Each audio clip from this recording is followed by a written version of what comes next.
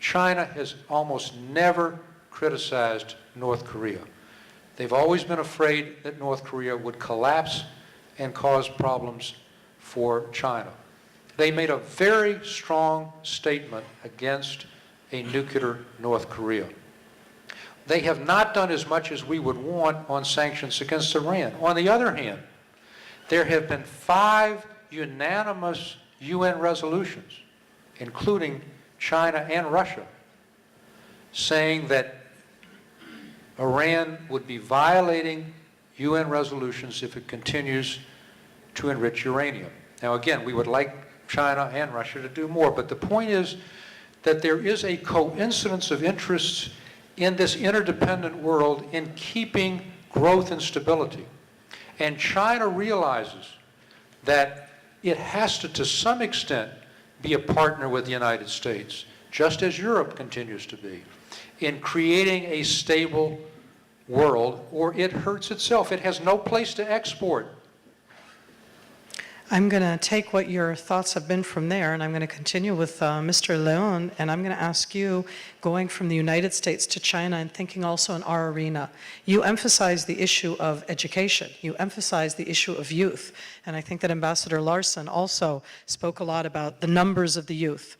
And I want to ask you if you think that the issues in China could become, not just China, but worldwide, about old versus young. We've been talking about all sorts of different dichotomies right now. And if the young are going to have to support the old, as you suggested, as we all look towards the future, and I think this is true not just in China, what will the world look like in that sense of world order when the young, could they be versus the old? How will that world order work in a country like China? Well, luckily, China right now, the demography is still relatively young, obviously quite a bit older than, say, India. But China is getting rich and yet also getting old together.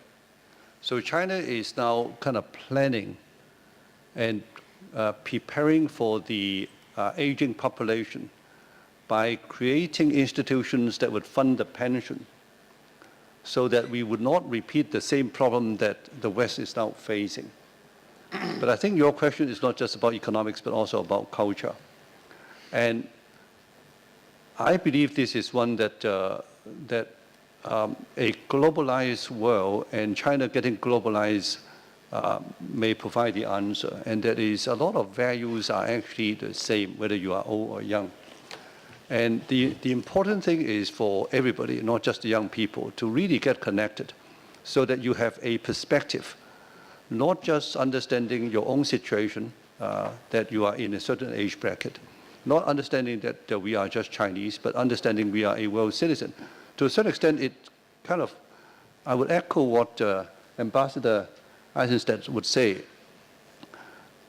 I think we all have to recognize that regardless of the nation, regardless of the kinds of people that we are, we all live in the same, we all live on the same boat, and that is called the planet Earth.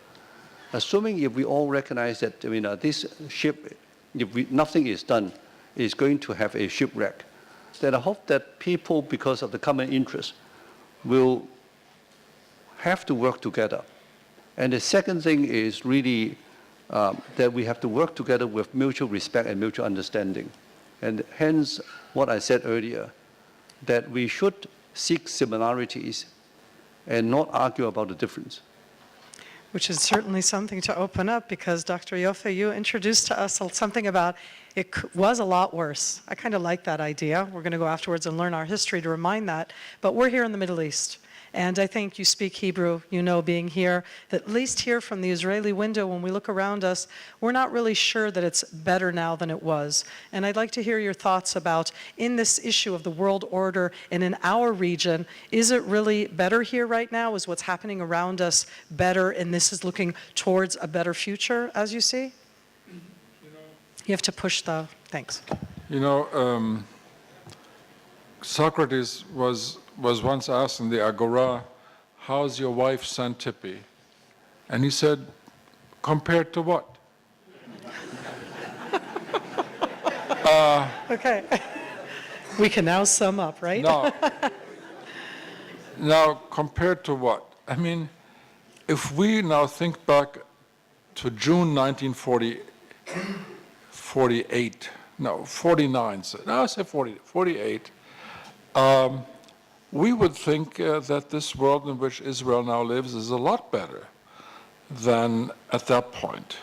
If we think back at the worst moments, the first 10 days of the Yom Kippur War, we'd say, wow, we're a pretty good position here. If I think back at this enormous poverty of this country, when I first came here as a teenager and when all we had to eat was, lebenya and tomatoes. And when this building looked pretty grungy, in fact, it looks a lot better now. And there's just, I could go on forever. In the region? Israel is in a multiply better position than it was ever before, certainly at the beginning. And when I think about its per capita income, which is about the same level as mid-level of the EU, not like Norway, of course, but in the 32,000 or so, better than Greece. And if I look at its strategic situation, to finally make the final point, there is no strategic threat to Israel. You will say, yes, what about Iran? True, Iran is a new threat. The stage has widened. It's become a lot larger than the confrontation countries.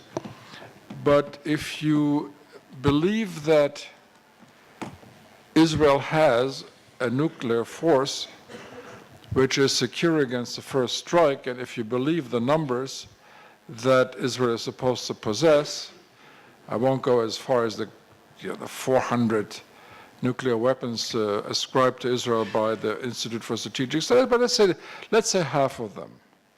That certainly is a lot to deter Iran, because it means that with 1/4 of that force, Iran could be destroyed not as a state, as a civilization, and Israel would keep another 150 warheads to deter anybody who might wade into the act. So if you think in these brutal or very cold terms of strategic nuclear deterrence, I would even put the strategic threat in perspective, especially since I don't see that the Iranians are crazy. I mean, they're risk takers, but they're not crazy. So I will stop here and say that it is sometimes quite useful to have an outsider come in and say, hey, it isn't as bad as you guys think it is.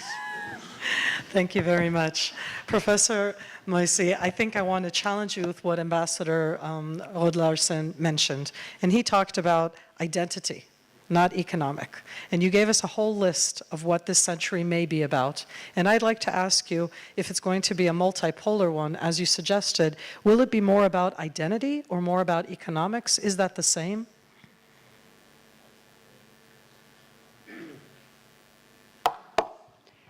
No, I tend to believe that identity will remain a key factor. People do not act rationally. They act emotionally. And in a way, I would follow on what Joe Joffe just said. Compared to what? In rational, quantitative terms, Israel's position today is infinitely better than it was decades ago. In subjective, emotional terms, I'm less sure. I think the security of Israel has comparatively grown. I think the legitimacy of Israel has comparatively decreased. I think compared to what? I remember 1993, 1994, the immediate aftermath of the Oslo peace process. I would receive in my institute in Paris Palestinian and Israeli delegations. They disagreed on everything, but there was a bonding amongst them that has completely disappeared. with the process of time. And I think from that standpoint, we have not seen progress, but regression. Ambassador Rod Larson, I am going to hit you with a little bit of your background. The United Nations. We've spoken here about China, the US, EU. What about the United Nations, looking into the 21st century, looking into all of the different conflicts? Just today, every day we read about the United Nations numbers of what's happening around the world. Is this the organization of the 21st century? Does it need to be a different one? Is it the one to be there? What are your thoughts on this?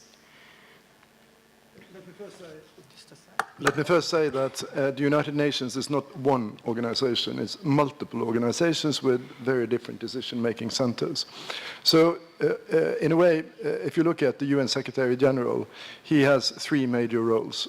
One is that he, in a way, is the secular pope of the world. He's supposed to be in his bully pulpit to defend the values of the Charter and the decisions of the Security Council. And take Syria, this is exactly what he has done, and in my opinion, he's done it very well. On the other hand, if you look at the Security Council, it is completely paralyzed. And it's being discredited, it's losing credibility by the day, and actually, I think it's losing legitimacy. Do you think it can be changed? I mean, then you have to change the Charter, and a reform of the Security Council has been, for the last 20 years, on the agenda, but nobody's been able to do anything about it, because it's up to the members. And those who are the permanent members, they want to stay as permanent members, and they don't want to allow any other permanent members to come in because they have the veto right. So I do not believe, and I'm speaking here in a personal capacity, that unless there is a major, major world crisis, it will be impossible to change that decision-making structure. But we have to face it. This is a huge problem of credibility and legitimacy. Then, on the other hand, if you look at the humanitarian crisis in Syria now, the UN is doing a fabulous job in establishing refugee camps. There is now UNHCR, the Refugee Council, just sent out a plea for $5 billion. At the end of this year, we might have 3.5 million Syrian refugees in the neighboring countries. I mean, this is the worst refugee crisis that has been in this region probably ever.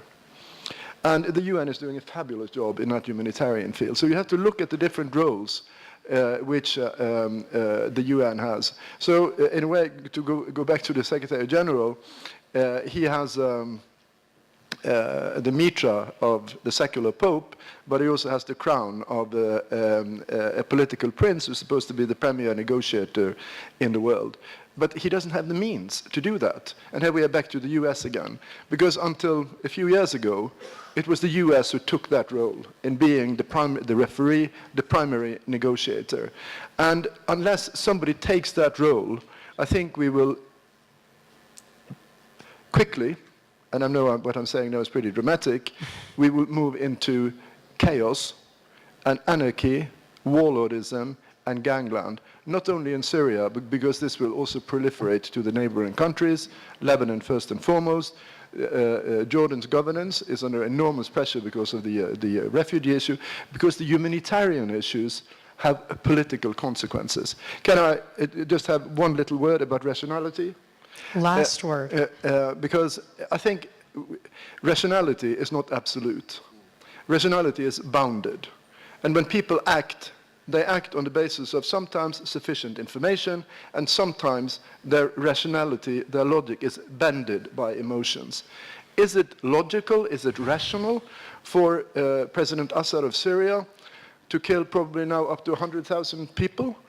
And why is he doing it? It's because he feels that he is born to the manor. He's entitled to that country, and then it is rational. But with our eyes, it's not particularly rational and particularly logical. So one has to look at the very definition of what rationality is. And I think, I mean, I'm not insinuating anybody here thinks this way, but I mean, to assume that the other guys are sharing our rationality is mistaken. I'm going to take that thought of Ambassador Terje Rod Larson, and I'm going to thank the 5 members of the panel. Do you want to say one more thing before the end? I'm going to let Ambassador I'd like to Eisenstadt just say an make it additional literally point, 60 please. seconds. I want to make 3 very quick points. This device is made in 7 countries. And those 7 countries couldn't possibly afford to go to war with each other. We've created an interdependent world, and the coalitions of the future may not be as neat as they were in the 20th century. But those countries which are mutually dependent on each other economically can't go to war, and the radical countries that try, the Irans, will inevitably be on the sidelines and will not be the predominant powers. It's those who are interdependent and creating products. Second, there are 2 great threats to U.S. leadership that it has to step up to. And it has to do it by the end of this year or beginning of next. The first is the Iranian nuclear threat. And we cannot continue to let, even with the new election, the negotiations drag out while 20,000 centrifuges are enriching uranium. As difficult as a military solution is, it's less worse than a nuclear-armed Iran, which would destabilize this area, threaten all Western and Israeli interests. And last is Syria. If Hezbollah and Russia and Iran are seen as the victors in Syria, it will have very profound impacts on the balance in this region. And it is critically important that the United States of America step up, not with light arms, but make it very clear that they are not going to accept a situation in which those countries predominate in Syria. If they do, it will impact on our negotiations with Iran. It will change the whole balance of power in this region to the disadvantage of Israel, the United States, and everything that we fought for the last 60 years. Ambassador Eisenstadt, thank you very much.